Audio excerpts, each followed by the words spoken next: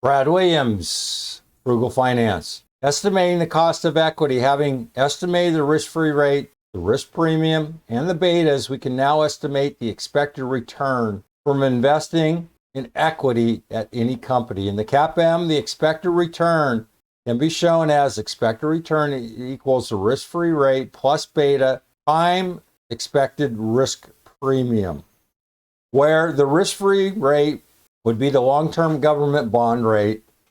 The beta would be the historical, fundamental, or accounting beta, and the risk premium would be the inferred or historic premium. Given its risk, the expected return on an equity investment in a business has significant risk for both the managers and equity investors. It is the rate that equity investors must receive in order to be compensated for risk they assumed when purchasing stock in a company. If, after evaluating a stock, they find out they cannot generate this return, they will not buy it. Instead, if they determine they can make a higher return, they will make the investment. For company managers, the return that investors need to make to break even on their equity investment is the return that they need to deliver to keep these investors from becoming impatient and rebellious. In other words, it becomes the rate that they have to beat in terms of returns on their equity investment in individual project. Thus, this is the cost of equity to the firm. Estimating the cost of equity in example 2.7, we estimated a bottom-up unlevered beta for Granite Construction in each of its divisions. Calculate the levered beta for Granite Construction. We estimated debt-to-equity ratio of 28.41% based upon the total market value of equity, $1,817,000, and debt, $399 million. To estimate the levered beta for each of the divisions, we face a challenge in figuring out the debt-to-equity ratio at the divisional level, since we do not have market equity values for the individual divisions, nor do we have full details on which divisions are responsible for the borrowing. We have two choices. One is to believe that Granite Construction's debt-to-equity ratio applies to all of its individual divisions. The other is to try to make judgments about the debt-to-equity ratio for the individual divisions based upon the information available. In Worksheet 2.2, we tried to do the latter. We took this specialty, we determined the EV, the allocated debt, estimated equity, this number minus this one, the debt-to-equity ratio, D28, this divided by this. And then we DE ratio of comps. That's anything in the yellow you're going to input. Our estimated debt, so we're going to take C28, this number here, times F. We're going to come up with 95. Our debt proportions are going to be H28, 95 divided by H32. So H28, that would be 95 divided by H32. This number here, this weighted. And there's our weights. From here, we're going to be able to crunch some numbers and determine the cost of equity. We started with the estimates of enterprise value that we calculated in Worksheet 2.14, determined by multiplying the revenues in each division by the median EV to sales ratio of comparable companies in the division. Again, you're going to have a third-party source. You're going to have to crunch these numbers. In other words, you're going to need to compute this. You can do it yourself. EV is the enterprise value, and enterprise value you can compute pretty easily. In a worst case scenario, you can just go to Yahoo and it'll give you an EV. Whether you want to use that information or not, it's up to you. Otherwise, you can go to a third-party source, use that information, or you can compute EV yourself. We then use the market debt-to-equity ratio of these same comparable companies to estimate the debt in each division. Now, this right here, this market debt to equity, this could be problematic if you can't compute it yourself, or if it's not available from a third-party source, you may have to use book value.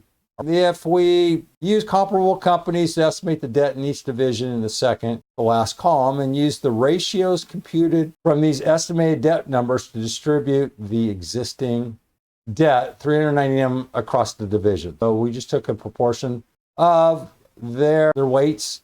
Lastly, What I'm talking about here are these debt proportions right here. And I just showed you how to compute those. Lastly, we estimated the value of equity in each division by subtracting the debt from the estimated enterprise value.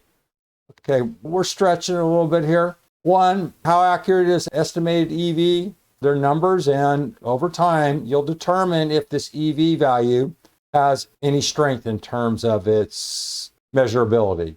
In other words, is the EV worth using? Using the US dollar risk-free rate and the equity risk premium estimated for mature markets, we estimate the cost of equity for Granite Construction's operating assets and for each of its divisions. Here we have this, and I've gone through this time and time again. Here are the numbers you're going to input. Here's your market debt to equity. Then here's our levered beta, and here's the formula. We've gone over this repeatedly. Then for Granite Construction, the levered beta is 0.7785.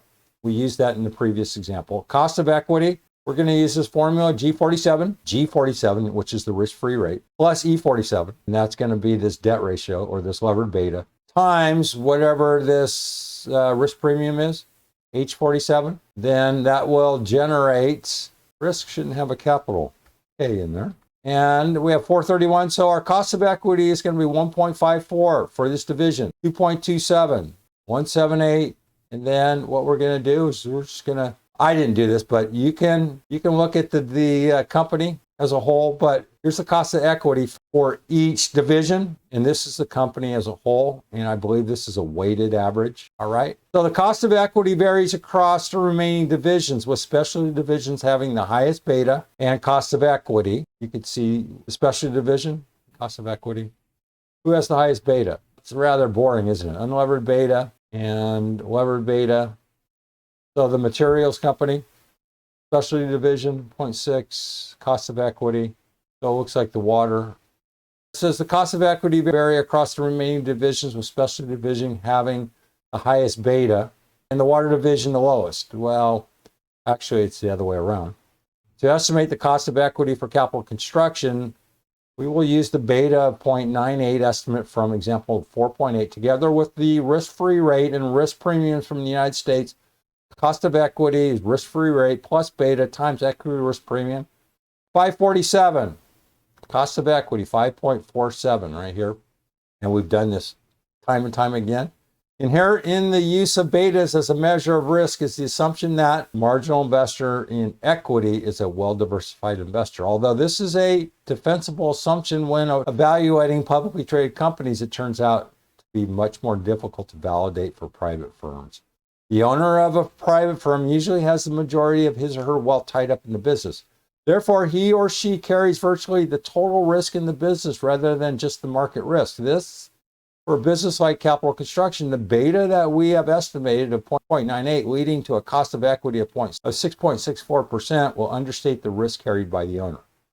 There are three possible answers to this problem. Suppose the business is managed with short-term goal of selling a large publicly traded company. In this example, it is okay to use the market beta and cost of equity that comes from it at a premium to the cost of equity to show the elevated risk created by the owner's failure to diversify. I don't know if it's a failure. That's probably too strong of a word, but their owner's concentration of focusing on the growth of their own business. Hard to diversify when you're spending all of your time. Now, the question I have is, let's say, and I don't have an answer here, and I haven't researched it to the point where it's truly that important, but what if this owner has a fully diversified retirement plan?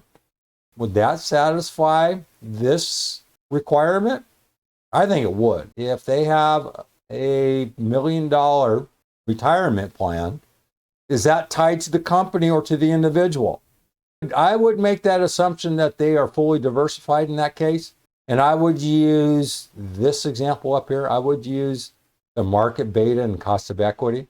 I think some of these appraisers are going off the chart and penalizing small firms, throwing in these huge discount rates, really penalizing these small firms. If I'm out there evaluating and appraising a company, I'm going to lean heavily towards using the market beta if I think the company has a well-diversified retirement plan. Change the beta to show the total risk rather than market risk. This change is rather simple because the R-squared of the regression measures the proportion of the variance that is market risk. Dividing the market beta by the square root of R-squared, which yields the correlation coefficient, yields a total beta. In the capital construction example, the regression for the comparable firms against the market index have an average correlation with the market of 24%. The total beta for capital construction can then be computed as follows. Total beta equals market beta divided by correlation with the market. This would be a hard point to sell. When you start getting into statistics, that is something you talk about in your bullpen. You can't sell correlation to a business. Why? Unless they're statisticians, they're going to tune out in a second. When you go, well, we're going to penalize the crap out of you because your correlation with the market. And they're going to go, you're fired. I'll find someone else that's going to give me the numbers I want. That's just the way things work these days. Why? Because how many appraisers are even aware of this correlation? Not many. The total beta would generate a much higher and more realistic estimate of the cost of equity. And so we go all the way up and we penalize this company from 5.47% to 18.83% because they're not diversified. Come on, that's a stranglehold. And again, there's got to be a better way to do this. So private business will generally have much higher cost of equity than their publicly traded counterparts. Again, I'm arguing otherwise with diversified investors, although a lot of them eventually give in by selling to publicly traded companies or go public. A few companies elect to remain private and succeed. To do so, they must diversify on their own, as many family-run businesses in Asia and Latin America did. Brad Williams, Frugal Finance. Thanks for watching.